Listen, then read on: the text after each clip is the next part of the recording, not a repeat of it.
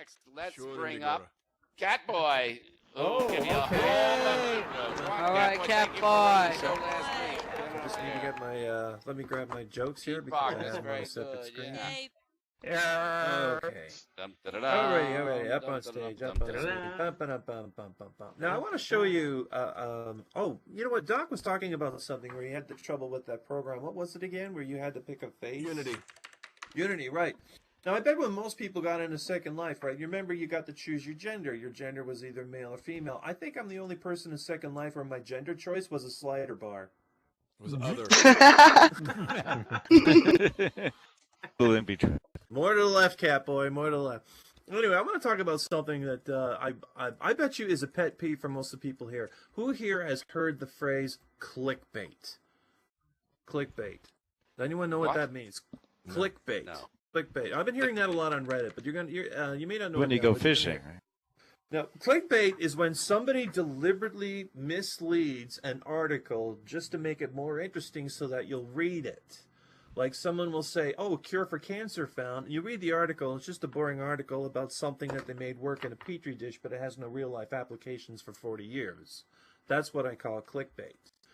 And, like on YouTube, someone will have like a little thumbnail of a video of someone with really big boobies, and it's actually just some really boring fat guy who's complaining about video games or something like that.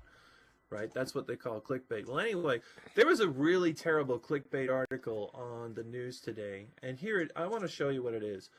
Someone said that a snowblower killed a child. And this is the photo they used, right? Like, how the hell is something like that going to kill a kid? I mean, this thing doesn't even weigh 50 pounds.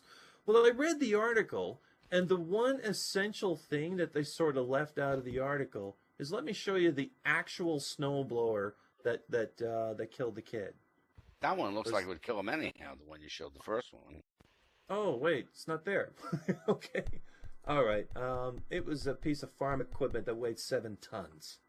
Is what it actually was. It was not this little farm, by the way, if you hit somebody with one of these little things, it's got a little shear pin inside. So if you hit anything that weighs more than 20 pounds, it's going to break and stop working. So it's impossible to kill someone with one of those. Wow. But it's clickbait. They're trying to get people worked up saying, oh, snowblowers are going to kill their children and whatnot. It's like, no. This is farm equipment that weighs 10 tons. Look, I grew up in a farming community, all right? I lived in a small town called Kincardine. Farming families burn through children like pet hamsters. All right? I mean it. I mean, I'd be going to school several times a year. Yeah, some kid would stop showing up to class, and people would be saying, oh, what happened to Timmy? Oh, he got all laid up in the combine. Oh, well, what happened to Bobby? He got all laid up in the combine. What happened to Mercy? She got all laid up in the combine. Well, where's Roger? Oh, he didn't get all laid up in the combine. That's great. Where's Roger? No. Was it Roger got trampled to death by a stampede of milking cows or something like that? I mean, that was life on a farm. That was a farming community. They were running from the Family, combine. yeah, every family had a dozen kids, and if half of them survived to adulthood, that was considered a good life. Now, I bring this up because I don't want to get people to get riled up about how dangerous snowblowers are and try to come up with unnecessary laws and litigation to ban the damn things, because it's obviously that someone's doing clickbait here just to cause a panic. But Jesus Christ, this past winter, I put more miles on my snowblower than I did on my car. All right? I mean it. I mean, I have a riding mower at home. If somebody ever invents a riding snowblower, that's what I'm going to drive to work every day next year. If I have to. But when I was a kid, though, my mom used to pull a magic trick, and she used to turn the dishwasher into a snowblower. She would just hand my dad a shovel. We're glad that the snow...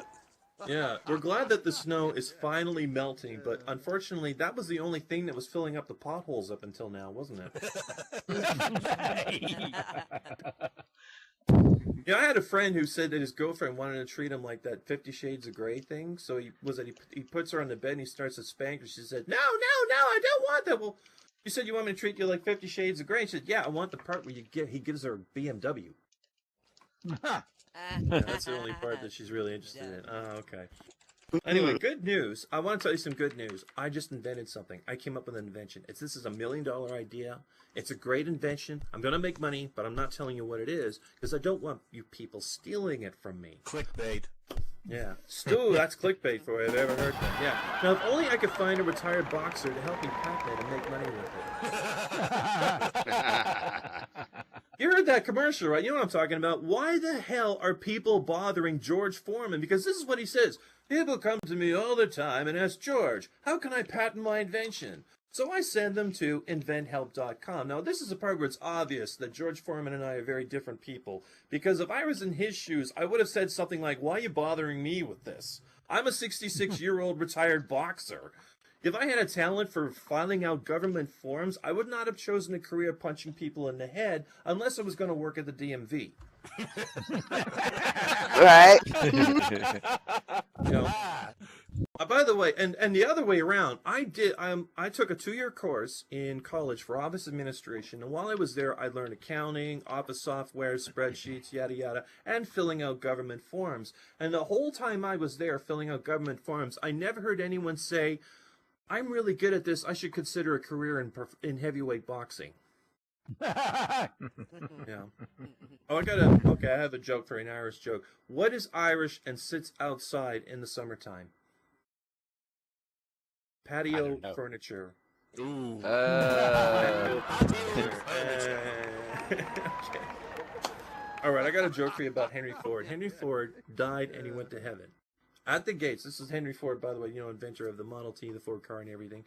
At the gates, he runs into St. Peter. St. Peter tells Ford, "You're such a good guy. Your invention of the car changed the world. As reward, you could hang out with any person you want in all of history to hang out with in heaven." And Henry Ford, he thinks about it, and he says, "I want to hang out with Adam, the first man." So the guy, was at St. Peter. He points out Adam to Ford, and they hang out together. When Ford gets to Adam, Ford asks, "So aren't you the inventor of woman?" And Adam says, "Yes." "Well," says Ford, you have some major design flaws with your invention. 1, there's too much front end protrusion. 2, it shatters at high speeds. 3, the rear end wobbles too much. And 4, the intake is too close to the exhaust. Adam's thinking this about. Let's kill him, girls. Let's kill him. Adam's going, okay, hold on. So Adam goes to the celestial computer. He types in a few keystrokes and waits for the results. The computer prints out a slip of paper and Adam reads it. Then Adam says to Ford, "It may be that my invention is a bit flawed, but according to the stellar computer, more people are writing my invention than yours."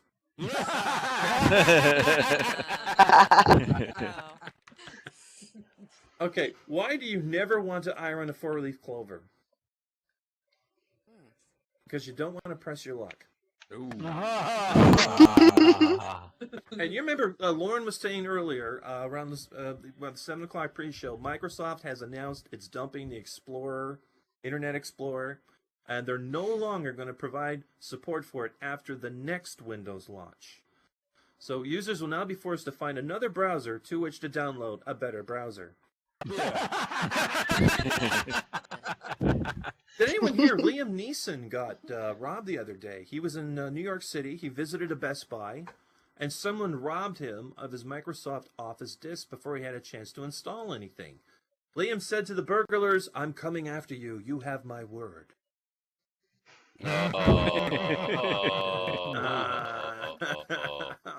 Okay. All right. I have some more Irish jokes here. An Irishman arrived at JFK Airport. He was wandering around the terminal. Tears were streaming down his cheeks. An airline employee asked him, was he already homesick? And no, said the Irishman. "I've lost my luggage." "Oh, how did that happen?" "Oh, the cork fell out."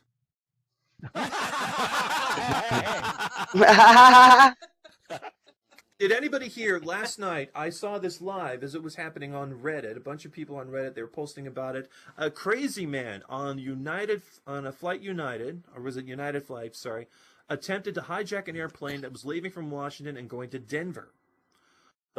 This actually happened. A whole mess of people took photos of it. They were uploading it to Anger and Twitter and all over the place.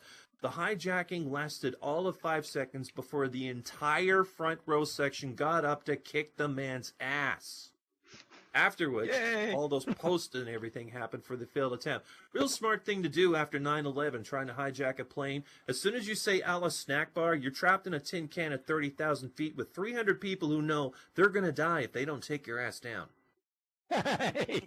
So, not the smartest thing in the world to do. CatBoy. What? Try to get the fuck out of town after they locked the city down last night when that shit happened. I Oh, was there. God, really? Was that bad, huh? Yeah, because everybody's looking up thinking it's going to come down on them. That was an interesting drive / park going home. Oh my God! I bet that was. You know that they've somebody released that this guy was actually, he's not affiliated with any known terrorist group. He's just some random crazy person. Turns out the would-be hijacker was just mentally unbalanced person who was upset the airline was charging extra for his emotional baggage. Okay, I got another Irish joke for you here. Two Irishmen walk into a bar. Stop me if you heard this one. Stop. Okay, two Irishmen were sitting in a pub, having a beer, watching a brothel across the street. They saw a Baptist minister walk into the brothel, and one of them said, "Aye, 'tis a shame to see a man of the cloth going bad." Then they saw a rabbi enter the brothel, and the other Irishman said, "Aye, 'tis a shame to see the Jews are fallen victim to the same temptation as well." Then, finally, they see a Catholic priest enter the brothel, and one of the Irishmen said, "Oh, what a terrible pity. One of the girls must be dying." Okay, here's a good one. This is a post-St. Patty's Day joke. Like, after St. Patty's Day, after all the night of drinking and carousing and carrying on, three Irishmen, Patty, Sean, and Seamus, were stumbling home late at night. No, actually, it'd be early morning the next day. They're stumbling around, and they found themselves on a road which led past an old graveyard that they never really bothered to look in before. So out of curiosity, they decided to climb over and have a look. "Come on, look over here," says Patty. "It's Michael O'Grady's grave. God bless his soul. Lived to the ripe old age of 87. And the other guy, he said, "Oh, that's nothing," says Sean. "Here's one named Patrick O'Toole. It says here that he was 95 when he died." And just then Seamus yells out, "Good God, here's a fellow that lived to be 145. "Well, what's his name?" asked Patty. Seamus stumbles around a bit, and he awkwardly lights a match, and he sees the name written in stone on a marker, and he explains, 145 miles from Dublin.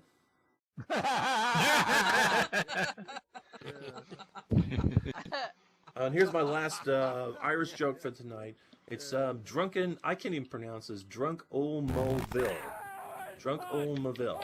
From the Northern Irish clan. Staggers into a Catholic church. He enters a confessional. Yes, this will be the last joke. Staggers into a confessional box. He sits down, but he says nothing. Priest coughs a few times to get his attention. "Come on, let's go, let's go." Just sits there. Finally, the priest pounds on the wall 3 times, and the drunk just mumbles, "Eh, no use knocking. There's no toilet paper on this side either."